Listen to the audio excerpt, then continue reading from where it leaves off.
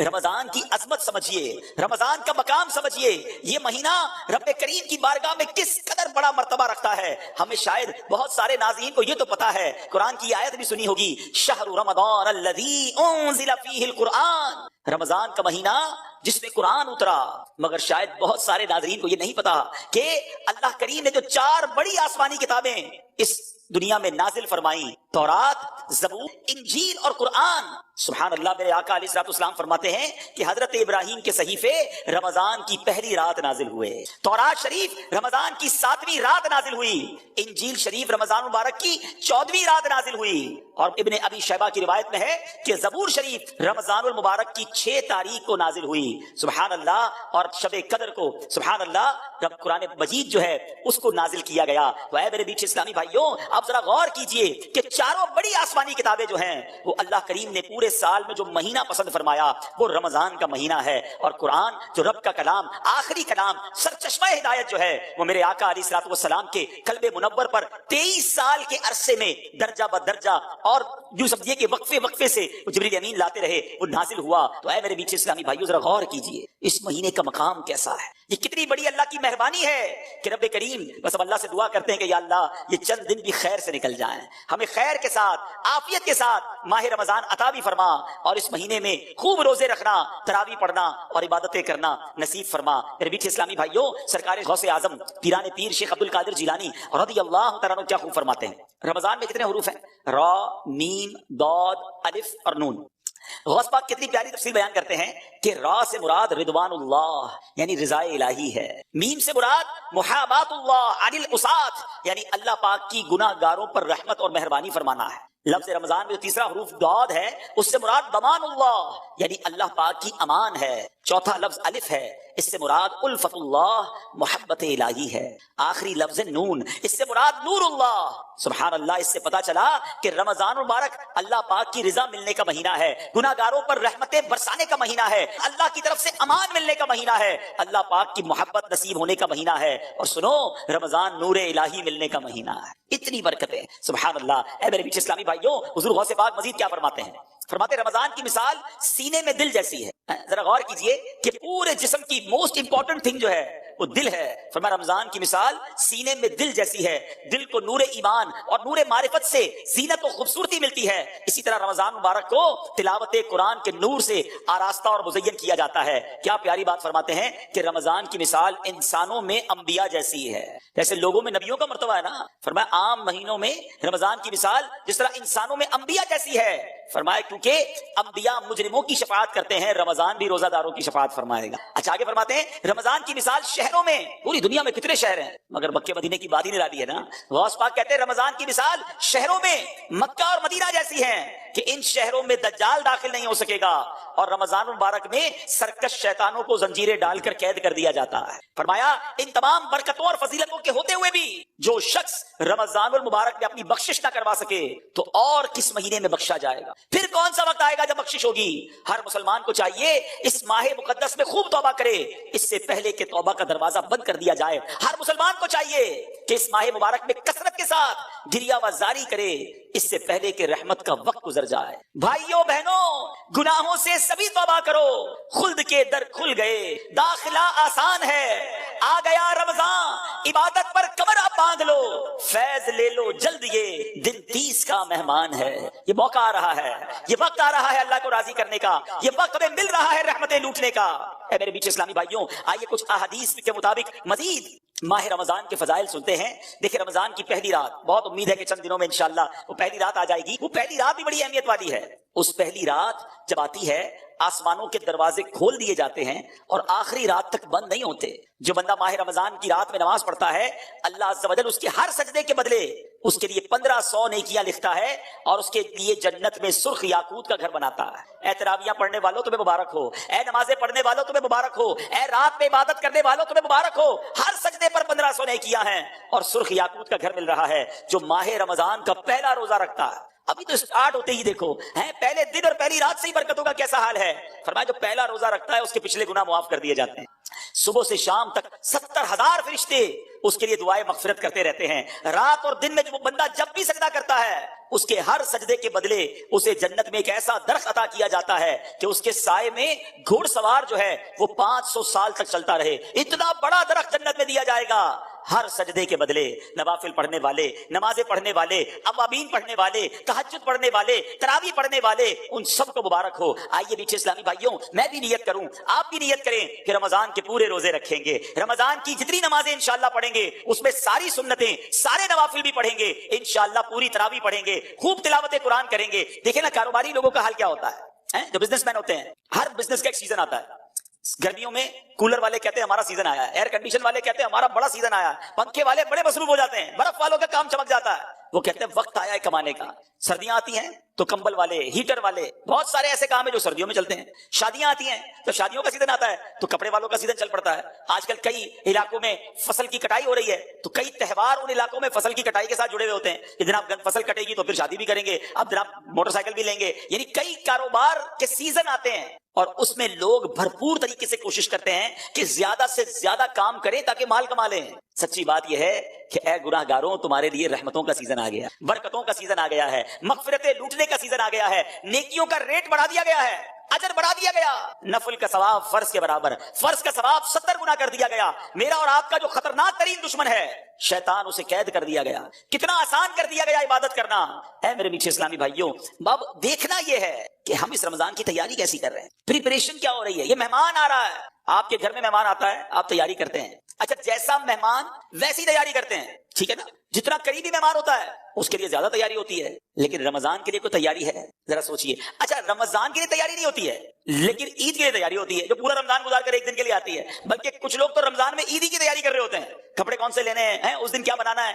بدقسمتی سے ایسا بھی سننے کو ملتا ہے کہ یار کل ذرا عید کی تیاری کے لیے مارکیٹ میں جانے سے روزہ نہیں رکھیں گے، بڑا رش ہوگا۔ استغفر اللہ، جس رمضان کے صدقے عید ملی اس کی تیاری ہو رہی ہے، مگر جو رمضان اللہ کی طرف سے ہماری بخشش کروانے آیا ہے اس کی تیاری نہیں۔ رمضان کی اہمیت سمجھنے کے لیے یہی حدیث کافی ہے کہ اللہ کے حبیب صلی اللہ تعالی علیہ وسلم فرماتے ہیں، اس کا مضمون ہے اگر میری امت کو پتا ہوتا کہ رمضان کیا ہے تو میری امت تمنا کرتی کہ سارا سال ہی رمضان ہوتا۔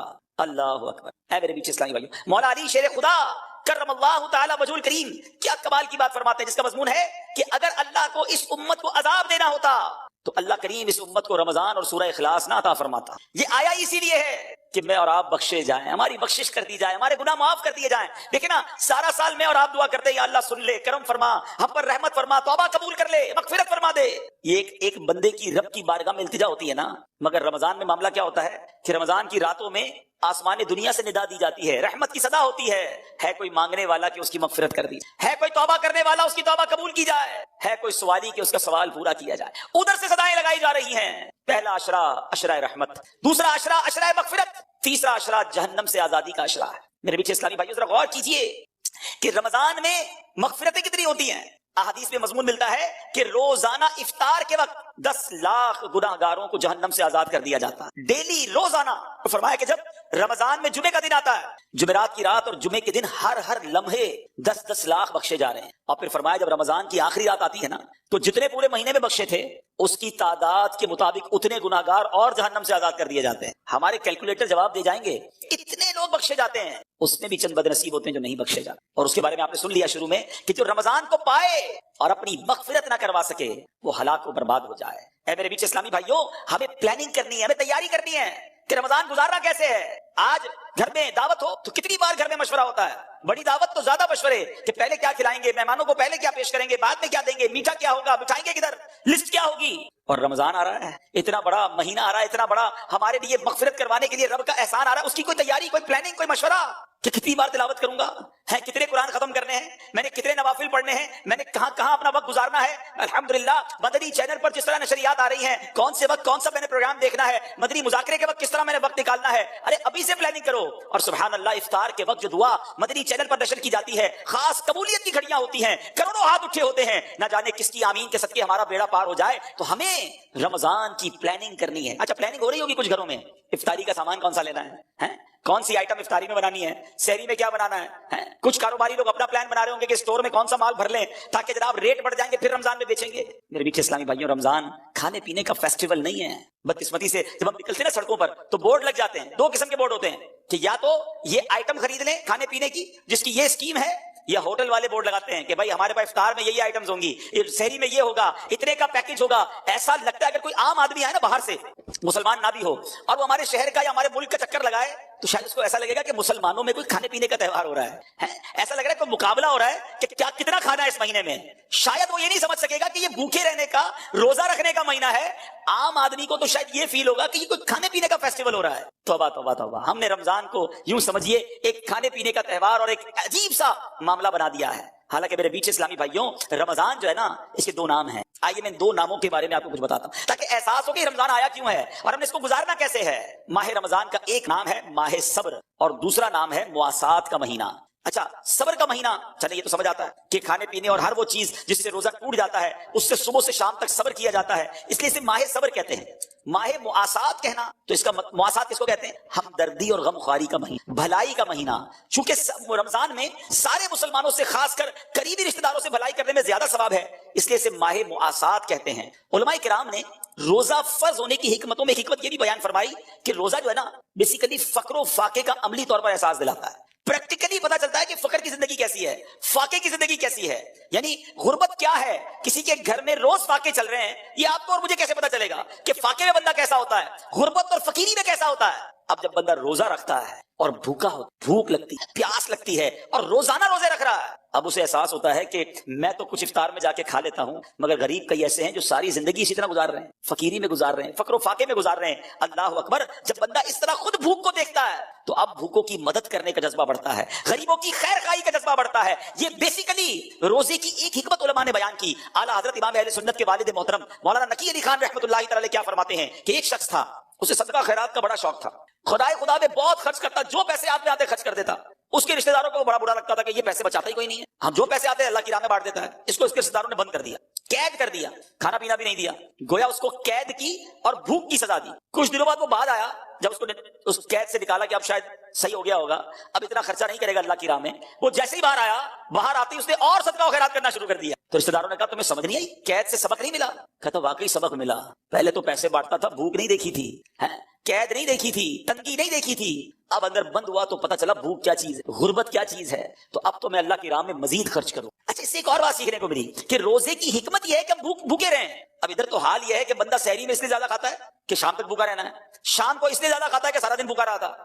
इतनी सारी आइटम है कि जो पूरे साल में नहीं खाई थी। कुछ लोगों का तो रमजान में वजन बढ़ जाता है। अरे अल्लाह के बंदो, रोजे रखने थे, तरावी पढ़नी थी, ये तो यानी इतना खाया। अच्छा, फिर 10-15 रमजान के बाद आप चेक कर लें, हॉस्पिटल में लाइन लगी होती है, किसी को डायरिया हो रहा है, किसी का पेट खराब हो गया है, किसी का गला खराब। अच्छा, 4-5-6 रमजान के बाद आपको तरावी के अंदर खांसियों की आवाजें आना शुरू हो जाएंगी। क्यों? रोजाना इफ्तार में समोसे खाने हैं, रोजाना तली हुई 4 किस्म की आइटमें खानी है। कुछ तो हमारी इफ्तारी की वाजिबात हैं, ये नहीं होगी तो लगता है इफ्तारी नहीं होगी। अल्लाह अकबर, हमने तो रमजान के रोजों को कुछ और ही बना दिया, हालांकि इसमें भूखा रहना मकसूद था कि इंसान। अच्छा, आप जब भूखे होते हैं ना, एक तो गुर्बत का और भूख का एहसास, दूसरा आपने देखा होगा कर्रो फर खत्म हो जाता है, आजिज़ी आ जाती है। वो जो टोर होती है ना, अकड़ के चलना, रोब जमाना, डांटना, झड़कना, बिल्कुल उसको फील होने लगता है कि यार मेरी औकात ही कोई नहीं है।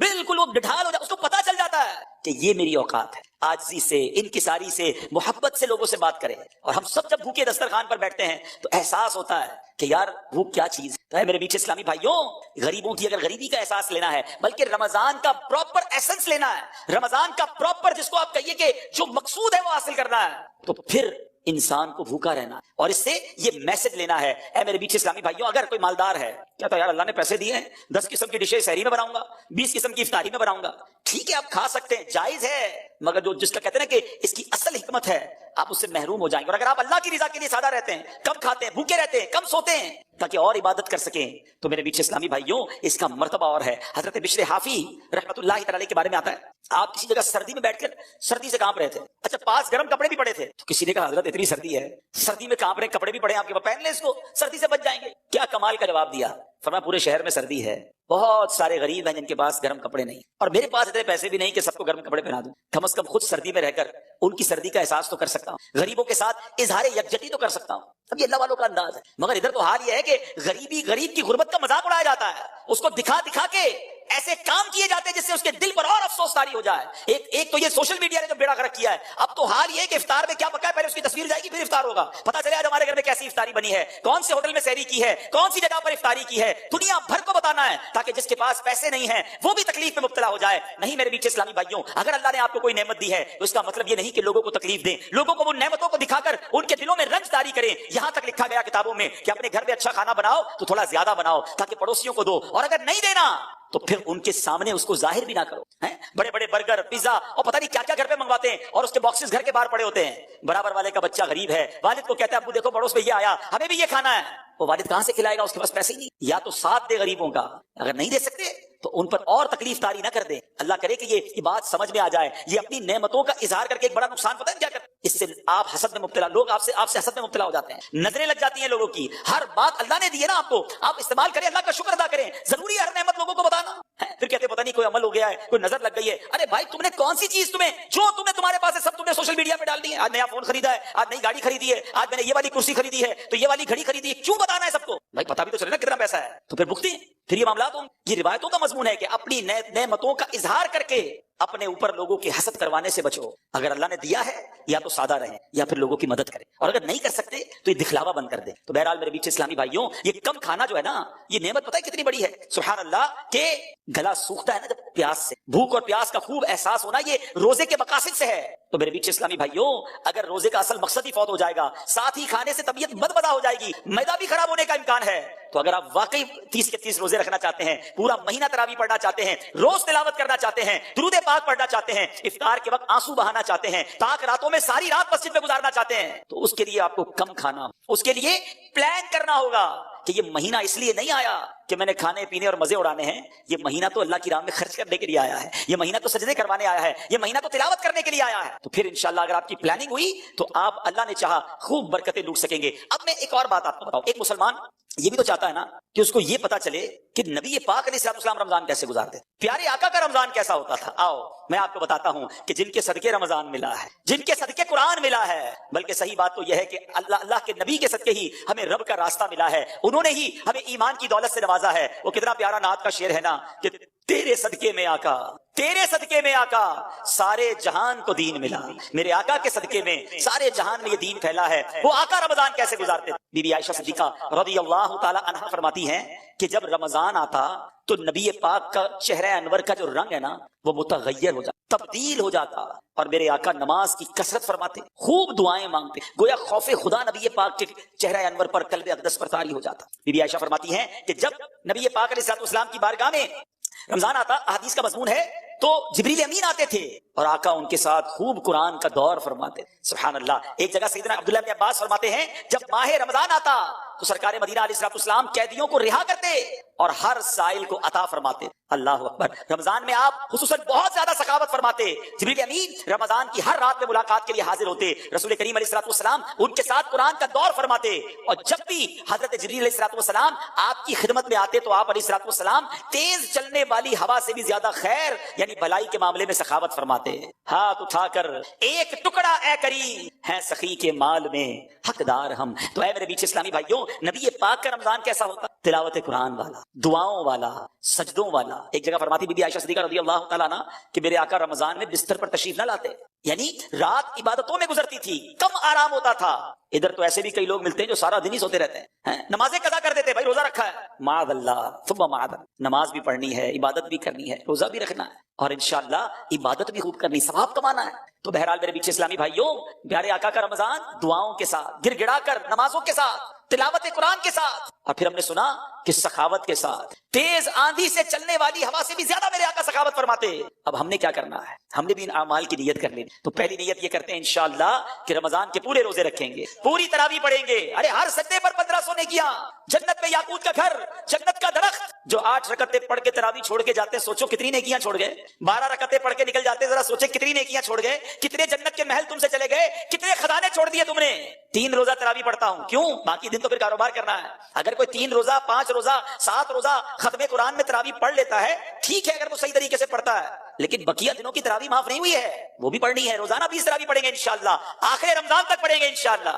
اب آتے سخاوت کی، سبحان اللہ، اس مہینے میں خوب اللہ کی راہ میں خرچ کریں، اور جب بھی اللہ کی راہ میں خرچ کریں نا، پہلے تو یہ ذہن بنا لیں، یہ جو ہوتا ہے نا کہ یار اب خرچ کریں گے تو کم ہو جائے گا، کیلکولیٹر تو یہی کہتا ہے، ہمیشہ یاد رکھیں 1 لاکھ روپے ہیں، 5000 دے دیے تو کیلکولیٹر تو بتائے گا 95,000 رہ گئے، لیکن انشاءاللہ میرے آقا کیا فرماتے ہیں وہ میں آپ کو بتاتا ہوں۔ نبی پاک علیہ السلام فرماتے ہیں، جس کا مضمون ہے کہ میں اللہ کی قسم کھا کر کہتا ہوں، اللہ کی راہ میں خرچ کرنے سے مال کم نہیں ہوتا۔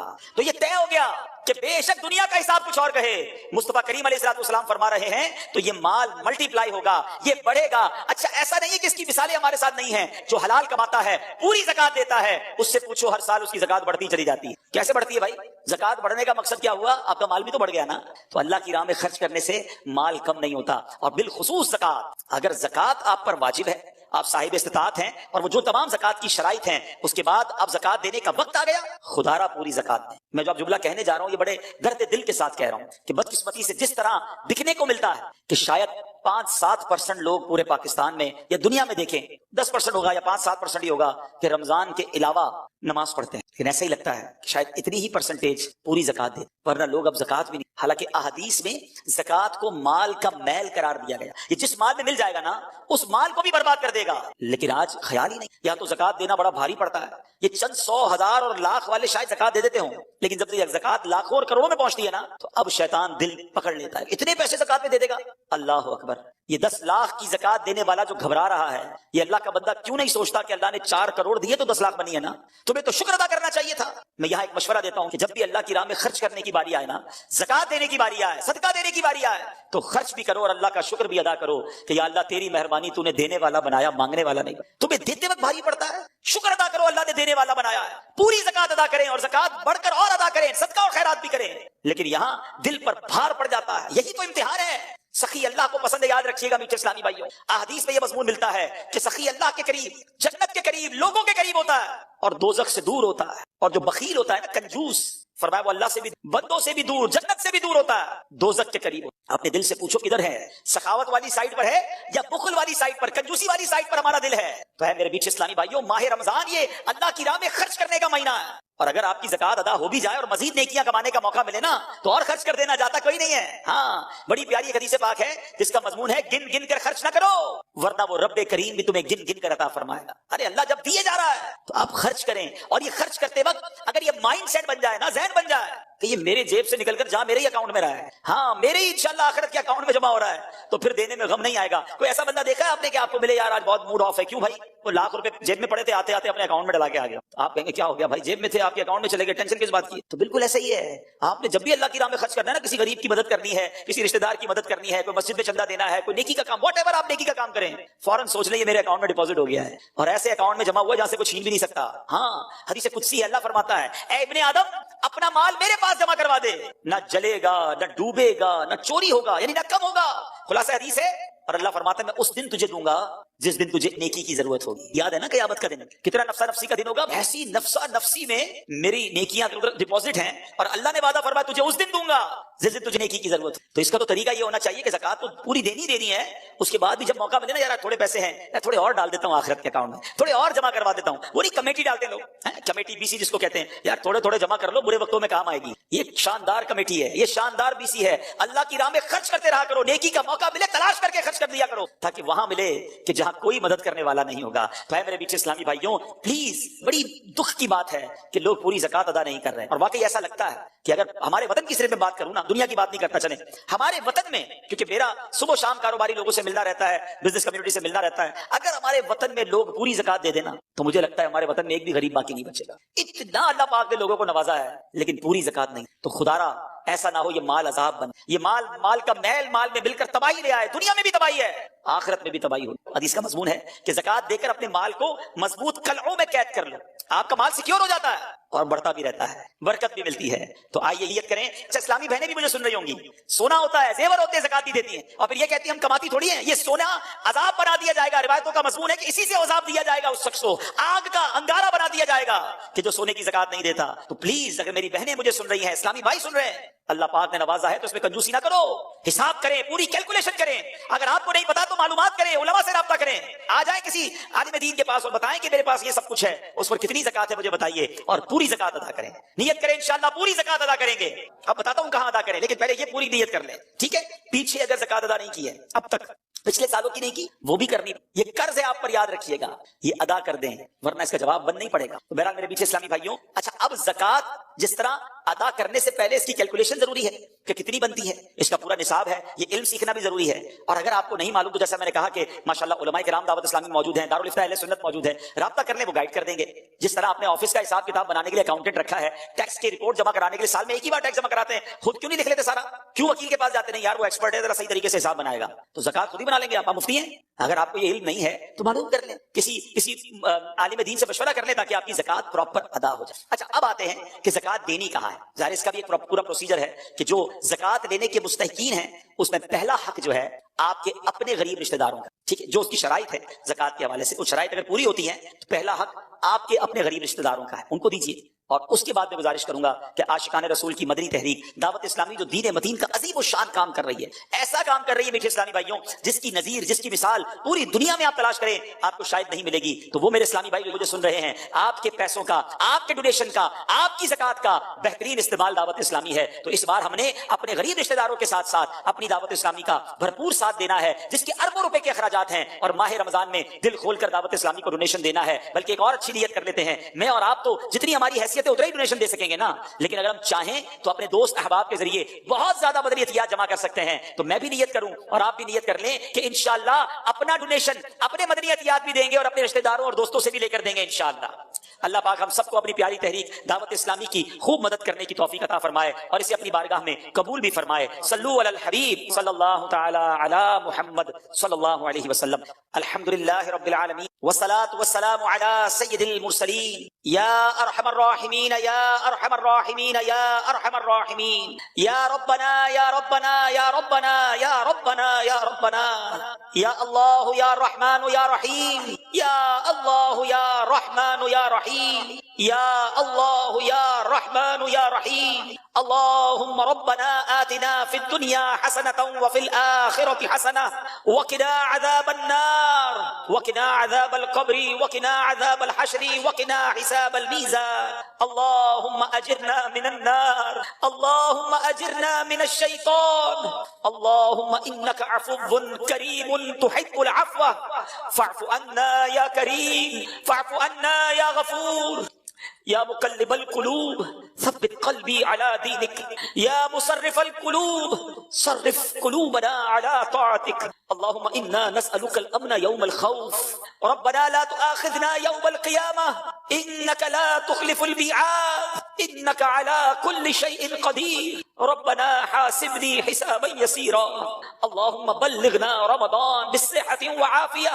رب کریم تیرے گناہ گار سیاہ کار بندے ہاتھ اٹھائے شرمندہ شرمندہ تیرے دربار میں حاضر ہیں۔ اے رب کریم ہمارے گناہ بہت زیادہ ہیں، ہم مانتے ہیں، مگر مالک تیری رحمت کا کوئی کنارہ نہیں ہے، تیری رحمت کے آگے ہمارے گناہ کچھ بھی نہیں ہیں۔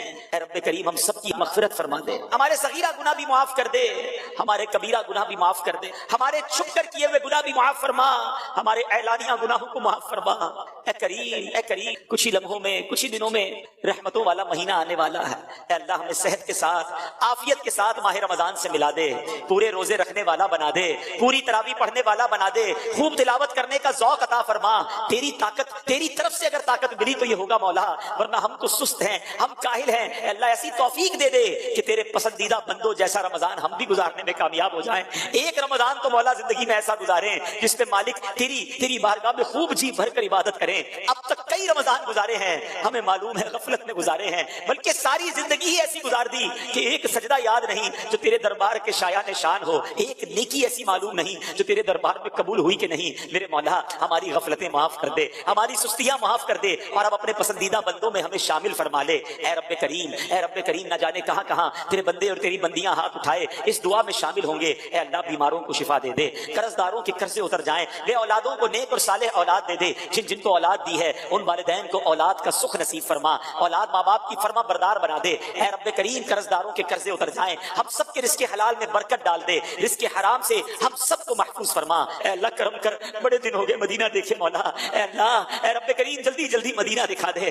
ہمیں بھی کعبہ دکھا دے، رمضان مکہ مدینہ دکھا، اسی سال حج کی سعادت بھی عطا فرما، اے اللہ ہم سب کی جان مال عزت آبرو آل اور اولاد دین اور ایمان کی حفاظت فرما، ہمیں حاسدوں کے حسد سے بچا لے، بد نظروں کی بد نظری سے بچا، شیطان کے شر سے بچا، جادو ٹونے آسیب سے بچا، زمینی اور آسمانی بلاؤں زلزلوں طوفانوں اور وائرسوں سے محفوظ فرما، اے رب کریم ہماری دعوت اسلامی کو خوب ترقیاں عطا فرما، ہمیں بھی دعوت اسلامی کا بڑھ چڑھ کر مدنی کام کرنے والا بنا دے، دعوت اسلامی کا بڑھ چڑھ کر تعاون کرنے والا بنا دے، امیر اہل سنت اور تمام علماء اور مشائخ اہل سنت کا سایہ ہمارے سروں پر تا دیر قائم و دائم فرما، اے رب کریم جو ہمارے حق میں بہتر ہے ہمیں عطا فرما دے، جو حق میں بہتر نہیں اس کا خیال بھی ہمارے دل سے نکال دے، میں کیوں کہوں مجھ کو یہ عطا ہو وہ عطا ہو، میں کیوں کہوں مجھ کو یہ عطا ہو وہ عطا ہو، وہ دو کہ ہمیشہ میرے گھر بھر کا بھلا ہو، مٹی نہ ہو برباد بسے مرگ الہی، جب خاک اڑے میری مدینے کی ہوا ہو، جب خاک اڑے میری مدینے کی ہوا ہو، ببرکۃ ان اللہ وملائکتہ یصلون علی النبی یا ایھا الذین آمنوا صلوا علیہ وسلموا تسلیما، صلی اللہ علی النبی الامی وآلہ صلی اللہ علیہ وسلم، صلاۃ وسلاما علیک یا سیدی یا رسول اللہ، اللهم ربي يسر ولا تعسر وتمم لنا بالخير يا فتاح وبك نستعين، وصلى الله تعالى على خير خلقه ونور عرشه سيدنا ومولانا محمد وآله وصحبه أجمعين برحمتك يا أرحم